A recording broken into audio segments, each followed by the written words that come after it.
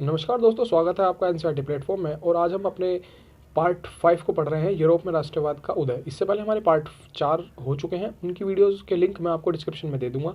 आप पहले उन वीडियोस को देखिएगा ताकि ये चैप्टर आपको पूरा समझ में आ सके। तो चलिए शुरुआत करते हैं आज के अपने टॉपिक की, जर्मनी और इटली का निर्माण। इसके साथ में ब्रिटेन के निर्माण के बारे में भी पढ़ेंगे। तो उससे पहले ये एक सवाल जिससे शुरू होता है ये आज का टॉपिक, क्या सेना राष्ट्र की निर्माता हो सकती है? जर्मनी के केस में ये सवाल है कि क्या सेना राष्ट्र की निर्माता हो सकती है। तो इसका आप इस पर अपने क्या विचार हैं, ये कमेंट सेक्शन में मुझे ज़रूर बताइएगा। चलिए अपने चैप्टर को शुरू करते हैं। 1848 के बाद यूरोप में राष्ट्रवाद, जनतंत्र और क्रांति से अलगाव होने लगा। राष्ट्रवाद का जो था वो जनतंत्र और क्रांति से अलग होने लगा। अलगाव का मतलब होता है वहाँ से अलग होने लगा। क्यों अलग होने लगा? क्योंकि जो वहाँ की रूढ़िवादी ताकतें थी यूरोप की, उन्होंने राष्ट्रवादी भावनाओं का ही इस्तेमाल किया अपने आप को वापस यूरोप में सत्ता में बनाए रखने के लिए। यानी कि जैसी प्रक्रिया चली आ रही थी राजतंत्र की, उसको आगे बढ़ाने के लिए उन्होंने रूढ़िवादी ताकतों ने राष्ट्रवादी भावनाओं का ही इस्तेमाल किया। इसे हम जर्मनी और इटली के एकीकृत होकर राष्ट्रीय राज्य बनने से समझ सकते हैं। यानी कि जो जर्मनी और इटली जो एकीकृत होकर राष्ट्रीय राज्य बने, हम इनको उससे समझ सकते हैं। जैसा आपने देखा कि राष्ट्रवादी भावना जो थी वो मध्यवर्गीय जर्मन लोगों में काफ़ी व्याप्त थी। हमने पिछले पार्ट्स में पढ़ा था आपने कि वो जर्मन लोगों में काफ़ी व्याप्त थी, मध्यवर्गीय जर्मन लोगों में। उन्होंने 1848 में जर्मन महासंघ के विभिन्न इलाकों को जोड़कर एक निर्वाचित संसद द्वारा राष्ट्रीय राज्य बनाने का प्रयास भी किया था, जिस संसद को सेंट पॉल चर्च में आयोजित किया गया था 1848 के दौरान। लेकिन ये उदारवादी जो पहल थी ना, इसको राजशाही और फौज की ताकत ने मिलकर क्या किया? दबा दिया। इसको उन्होंने विफल कर दिया। किस किसने? राजशाही और फौज की ताकत ने। उनका और उसका समर्थन किया किसने? प्रसा के बड़े भूस्वामियों ने, यानी कि जो जमीन के बड़े बड़े मालिक थे, बड़े बड़े जमींदार थे, उन्होंने उसका समर्थन किया। और उसके पश्चात प्रसा ने राष्ट्रीय एकीकरण आंदोलन का नेतृत्व संभाल लिया। पहले उन्होंने समर्थन किया और उसके बाद क्या किया? उन्होंने राष्ट्रीय एकीकरण का जो आंदोलन था उसका नेतृत्व संभाल लिया। और उसका प्रमुख मंत्री ओटो वॉन बिस्मार्क, जो जर्मनी के एकीकरण की प्रक्रिया का जनक था, उसको वहाँ का प्रमुख जो है मंत्री बनाया, जिसने प्रसा की सेना और नौकरशाही की मदद ली। उसने प्रसा की सेना और नौकरशाही यानी कि वहाँ की सरकार या सरकारी लोगों की मदद ली। और 7 वर्षों के दौरान उसने 3 युद्ध लड़े 3 देशों से, ऑस्ट्रिया से, डेनमार्क से और फ्रांस से। और तीनों युद्धों में प्रसा जो था वो जीत गया। और इस तरह जर्मनी का एकीकरण की प्रक्रिया जो थी वो पूरी हुई।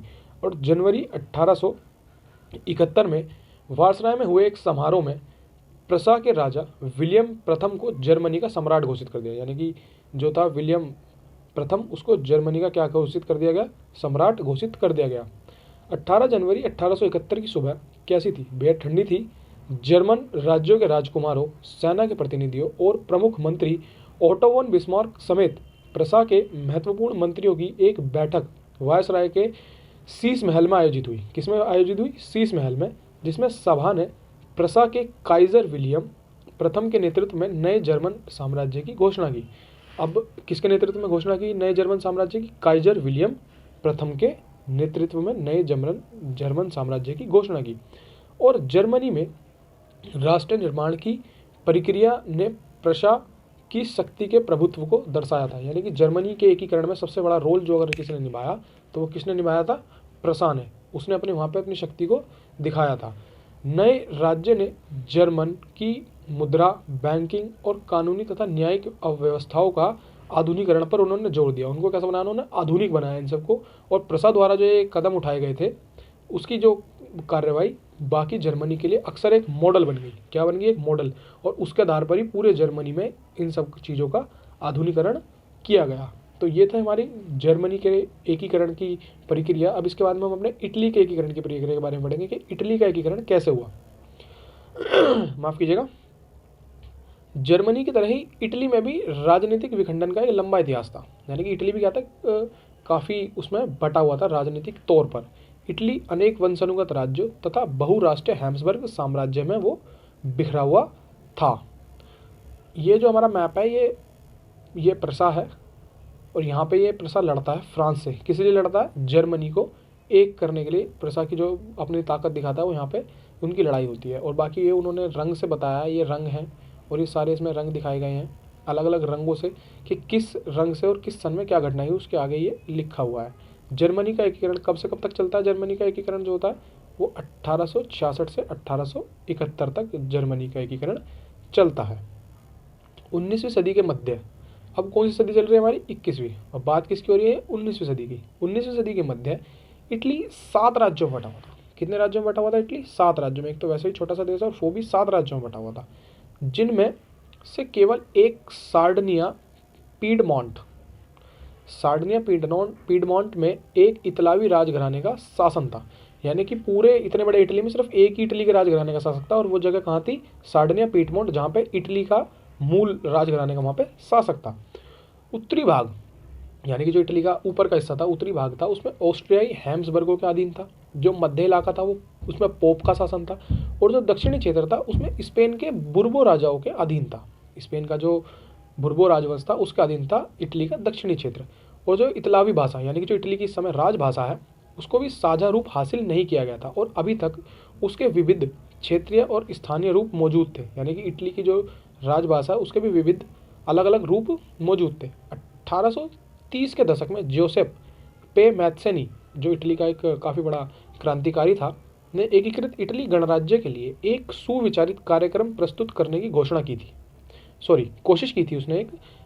उसने अपने उद्देश्यों के प्रसार के लिए यंग इटली नामक एक गुप्त संगठन बनाया था।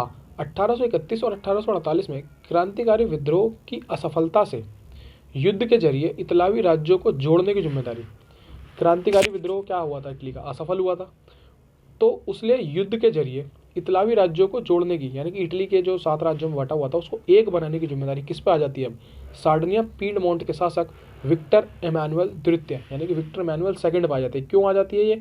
क्योंकि सार्डिनिया पीडमोंट एक ऐसी जगह थी जहाँ पे इटली के मूल जो लोग थे उनका शासन, वहाँ पे वो शासक शासन करता था, तो इसलिए उस पर ये जिम्मेदारी आ गई विक्टर एमानुएल सेकंड पर। इस क्षेत्र के शासक अभिजात वर्ग की नज़र में एकीकृत इटली उनके लिए आर्थिक विकास और राजनीतिक प्रभुत्व की संभावनाएं उत्पन्न करता था। मंत्री प्रमुख जो थे वो कावूर, जिसने इटली के प्रदेशों को एकीकृत करने वाले आंदोलन का नेतृत्व किया। उन्होंने इटली का जो एकीकृत के लिए जो आंदोलन चला था उसका उन्होंने नेतृत्व किया था। प्रमुख मंत्री थे वहाँ के कावूर ने, जो कि ना तो वो क्रांतिकारी था और ना ही जनतंत्र में विश्वास रखता था। यानी कि वो क्रांतिकारी भी नहीं था और ना ही वो जनतंत्र में विश्वास रखता था।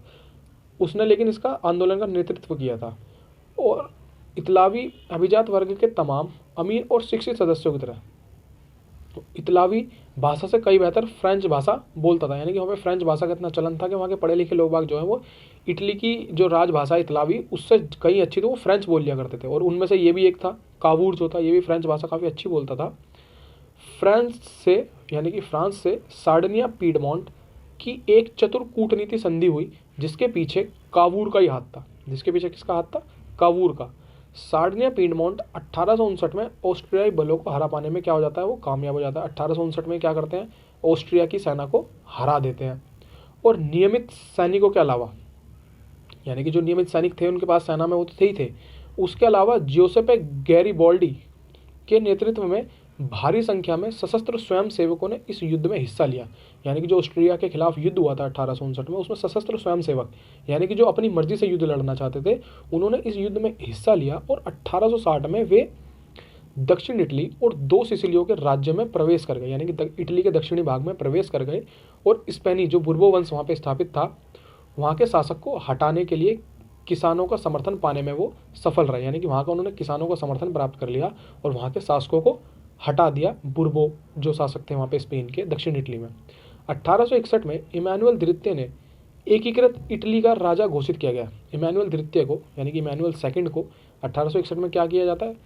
एक पूरे इटली का राजा उसे घोषित कर दिया जाता है। मगर इटली के अधिकांश निवासी, जिनमें निरक्षरता की दर काफ़ी ऊँची थी, निरक्षरता मतलब वो अनपढ़ लोग वहाँ पे ज़्यादा थे, वो अभी भी उदारवादी राष्ट्रवादी विचारधारा से अनजान थे। यानी कि उनको पता ही नहीं था कि उदारवाद और राष्ट्रवाद क्या होता है। दक्षिण इटली में जिन आम किसानों ने गैरिबोल्डी का समर्थन किया था लड़ने के लिए, उन्हें तो इटालिया के बारे में कभी सुना ही नहीं था कि इटली नाम की इटली होता क्या है, उन्हें कभी नहीं सुना था। वो तो सोचते थे कि ला टालिया जो है, उनको इटालिया का लगता था ला टालिया, वो सोचते थे कि ये विक्टर इमानुएल की पत्नी थी।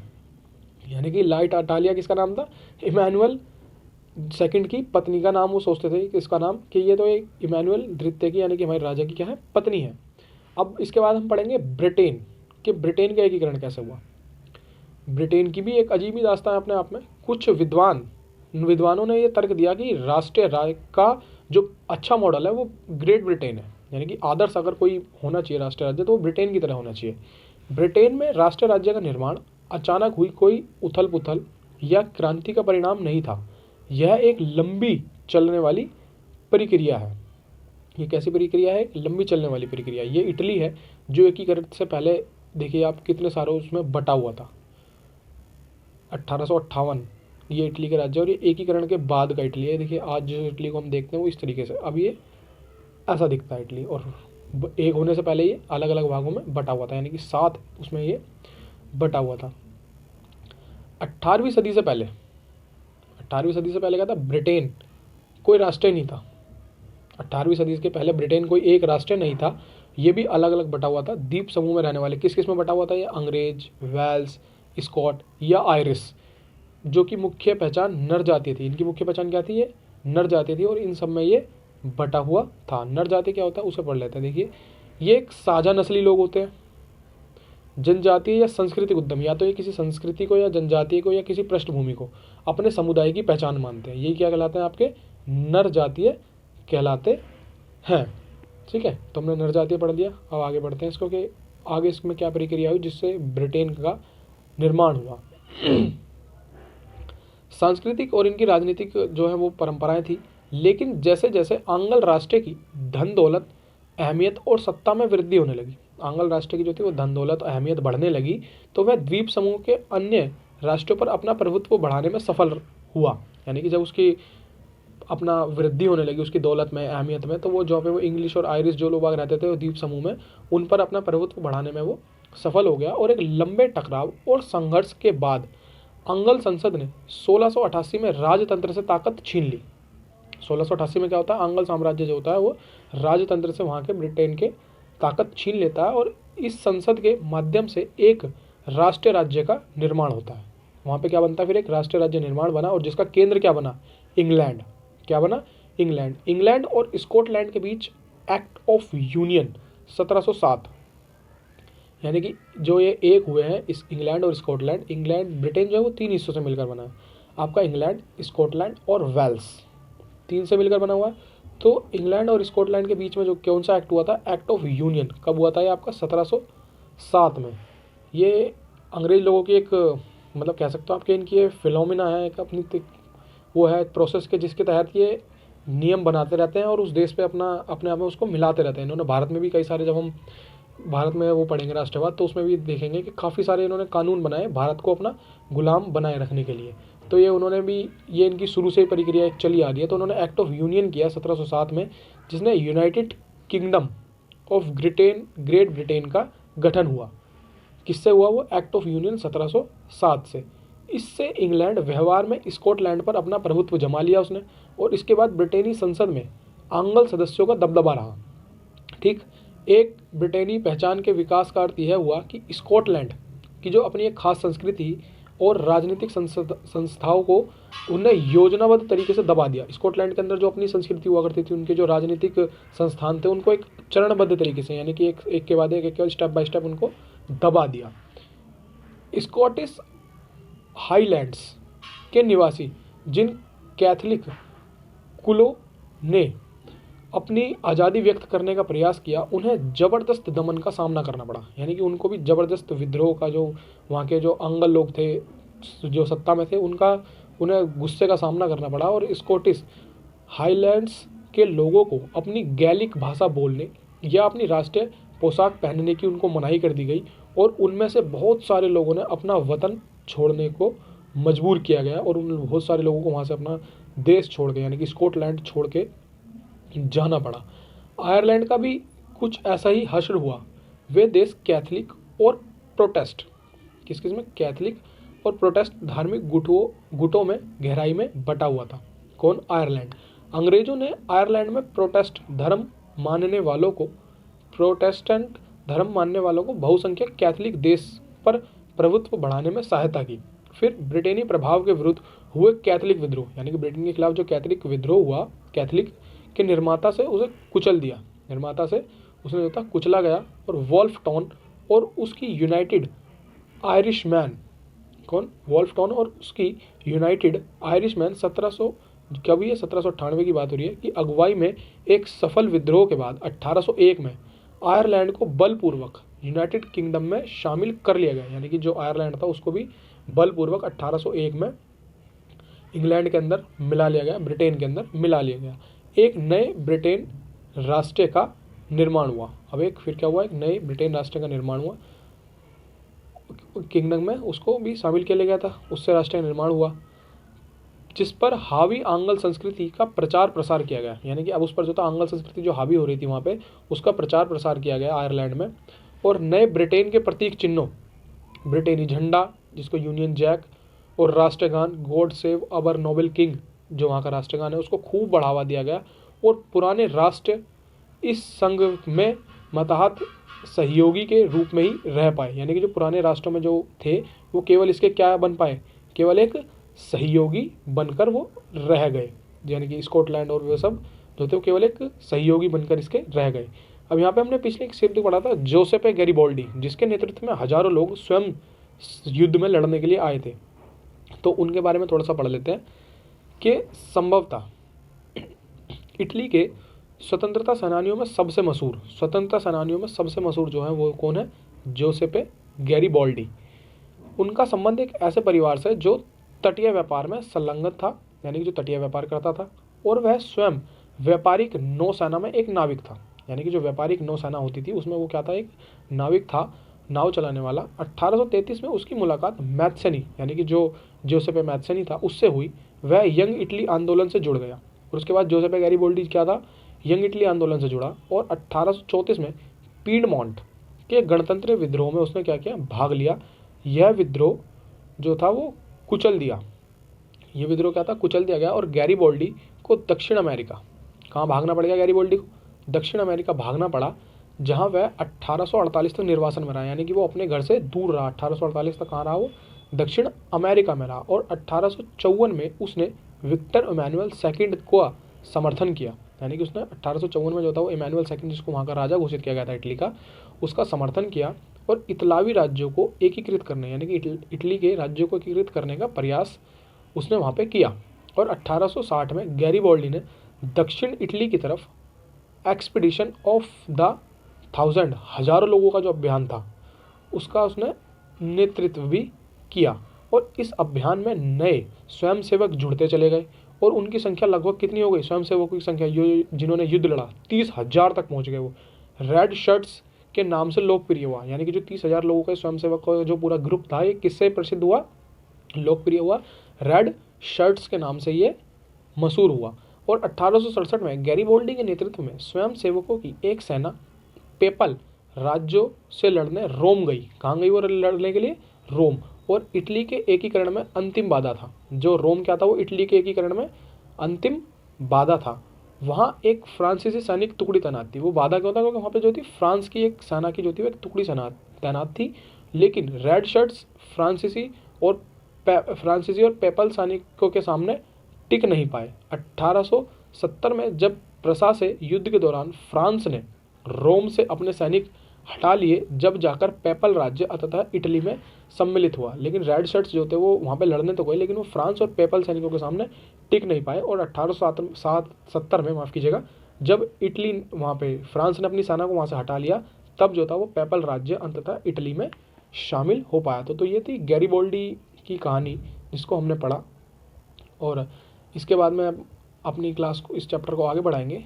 एक वीडियो और इस चैप्टर की भी आनी बाकी है, जिसके बाद ये चैप्टर ख़त्म हो जाएगा। तो अगला हमारा टॉपिक होगा राष्ट्र की दिशा, दृश्य और कल्पना।